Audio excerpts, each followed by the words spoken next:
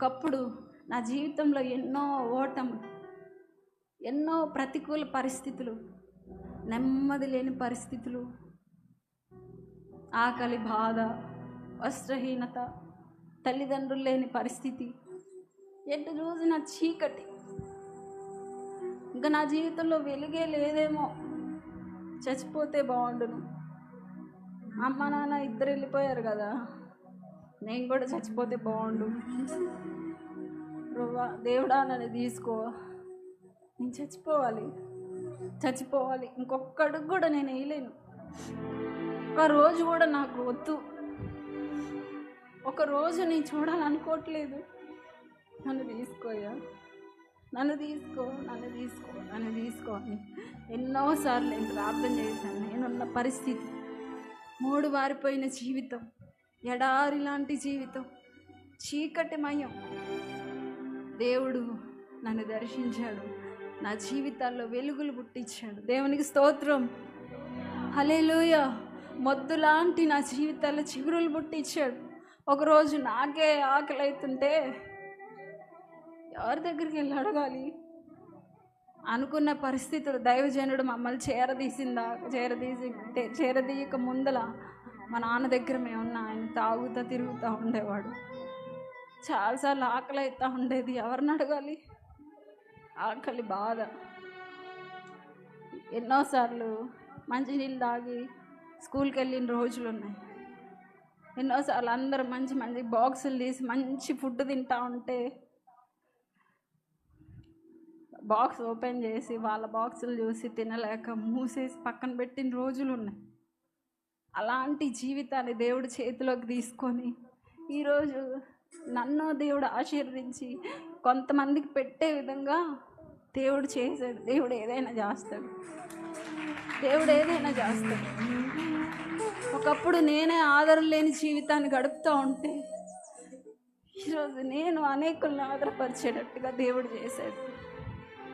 నేనే కృంగిపోయిన స్థితిలో ఒకప్పుడు మగ్గిపోయాను. ఈరోజు అనేకులు ధైర్యపరిచేటట్టుగా నా దేవుడు నన్ను చేశాడు. ఇక్కడ ఉన్న మీ జీవితాన్ని కూడా దేవుడు అలా చేస్తాడు. చాలామందికి యవ్వన ప్రాయం ఎంతో సంతోషకరమైన అనుభవాల్ని మిగిల్చిద్ది. నాకు మాత్రం నా యవ్వన ప్రాయం చాలా దుఃఖం, చాలా వేదన, ప్రతికూల పరిస్థితులు.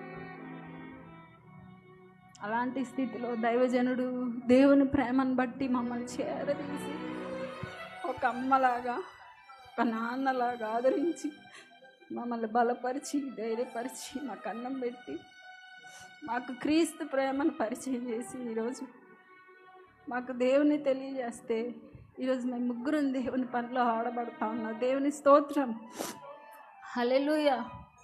ఇక్కడ ఉన్నటువంటి వారి జీవితాన్ని కూడా దేవుడు అలా చేయాలనుకుంటా ఉన్నాడు. ఓటమి ఓటమి ఓటమి, ఎటు చూసినా ఓటమే కనబడతా ఉందా? నీ జీవితంలో గెలుపు రాబోతా ఉంది. నీ గాయాలన్నిటినీ దేవుడు గేయాలుగా మార్చబోతా ఉన్నాడు.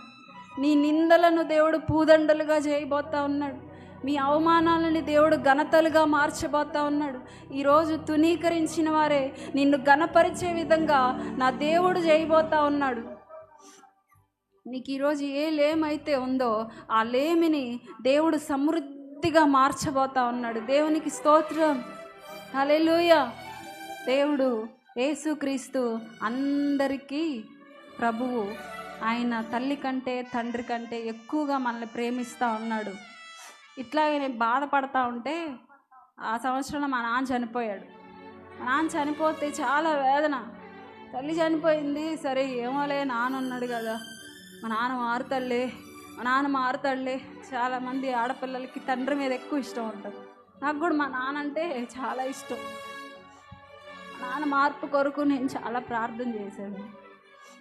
అయితే సడన్గా ఆయన కూడా చనిపోయాడు. చనిపోతే చాలా వేదన, ఏడుస్తూ ఉన్నా, బాధపడతా ఉన్నా. ఆగస్టు నెలలో మా నాన్న చనిపోయాడు. డిసెంబర్ నెలలో 31st నైటు ఇట్లాగే చర్చ్ ఉంది.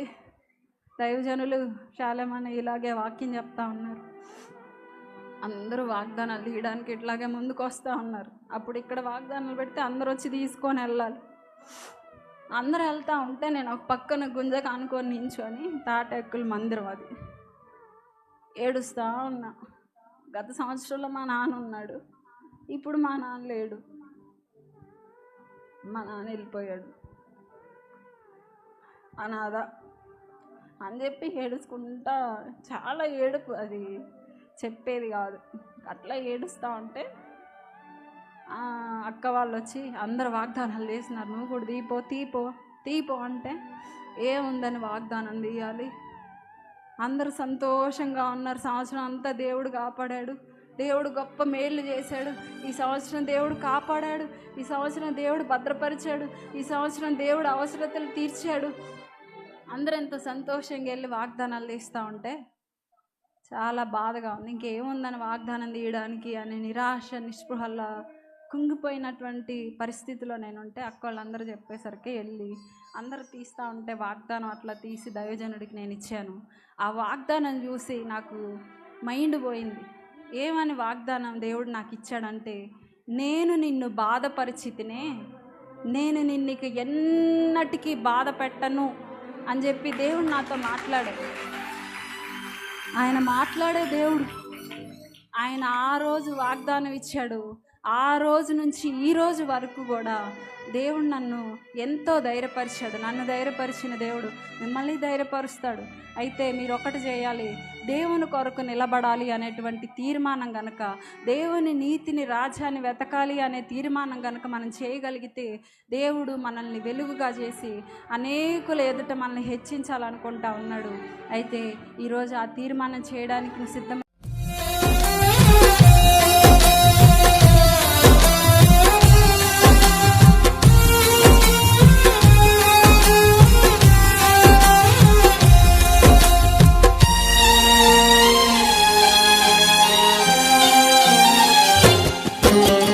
మారుతుంది నీ జీవితము, వేదన చెందకుమా.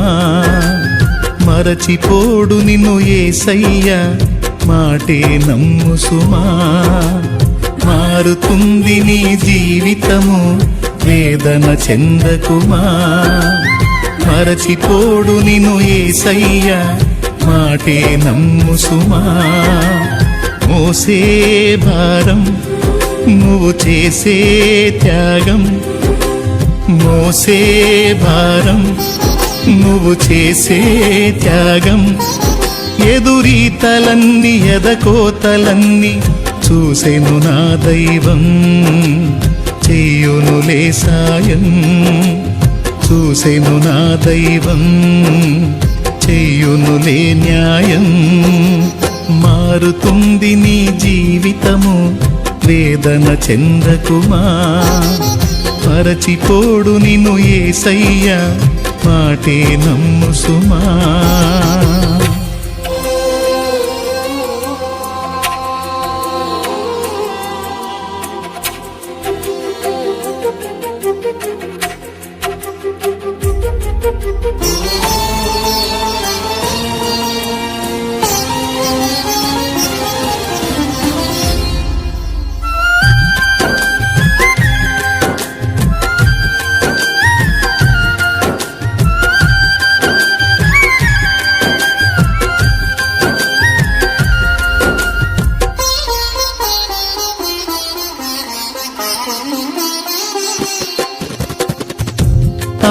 ఆలస్యమైందని ఆక్రందన చెందకు, రోజులు మారవని రోదించకు.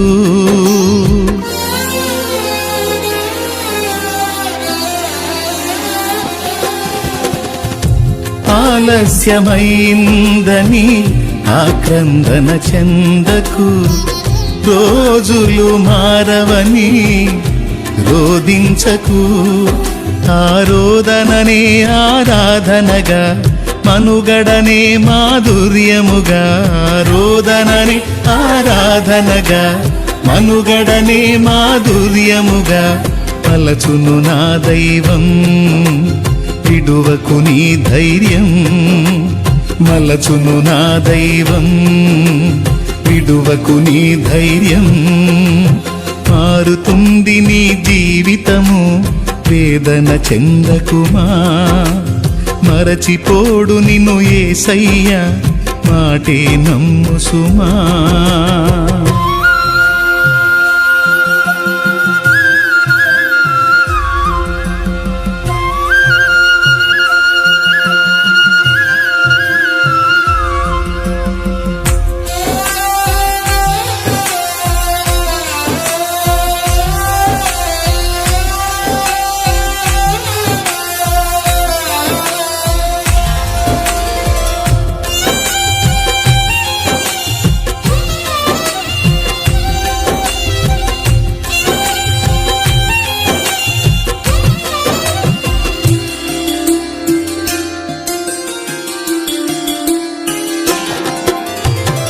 నీ కథ మారిందని నిరాశలో ఉండకు, నీ వ్యధ తీరదని చింతించకు.